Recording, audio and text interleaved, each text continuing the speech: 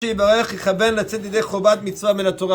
the Shulchan Aruch in Siman Samach discusses when a person performs a mitzvah, does he have to have intent that he's doing a mitzvah? Meaning, right now you're going to put on a talit because you're cold.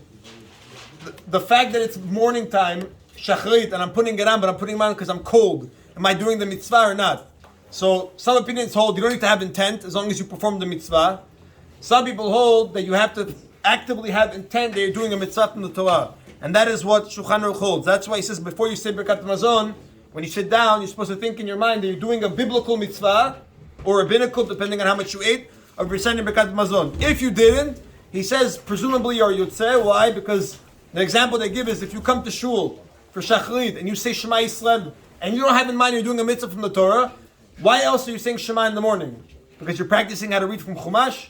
You're doing it because there's a mitzvah from the Torah. So even though you didn't have in mind, presumably we say you are Yotzeh.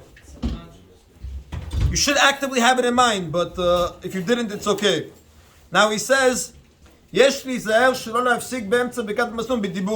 has to be very careful not to interrupt Birkat Mazon by speaking. Not even just pausing. You shouldn't even pause in the middle of Birkat Mazon.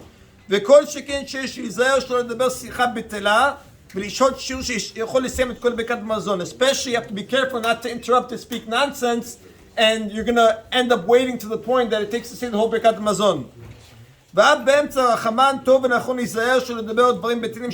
He says the harachamans that we say at the end, it's only a minhag.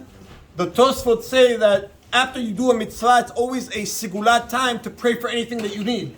So after we do Birkat Mazon, we added in a bunch of prayers to Hashem for parnasah, for health, for blessing. Even though it's not required from the law, it's a minhag, a person should not interrupt for no reason. If something specific you have to interrupt for that's important, you're allowed. But for no reason, you should not interrupt as well. Like we said, Meikaradin, he says you're allowed to interrupt, there's no prohibition because it's only a minhag. However, he says if you're saying Birkat Mazon over the cup, that person can never speak at all till the end, since he's doing it over the kos. Now he says, during the harachamans, you're allowed to interrupt for kaddish or kiddusha.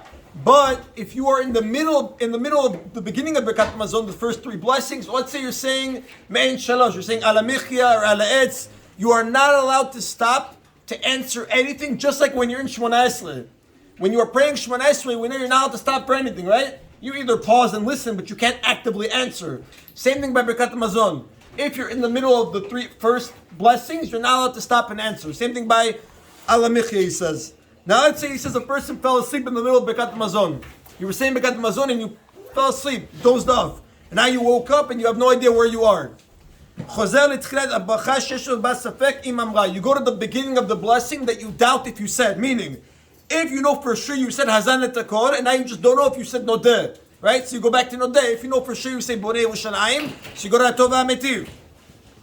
If he says, you don't know if you said anything, you think you fell asleep in the middle of Birkat Mazon, you got to go back to the beginning. Right? Because you have the obligation to say it.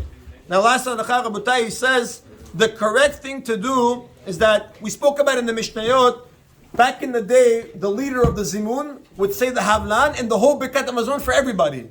Because we know that the best way to do a mitzvah is when one person does it for a group. For example, Rabotai, if you come to shul right now, all of us want to put on a talit at the same time. What's better? That every person says it by himself or one person says for all?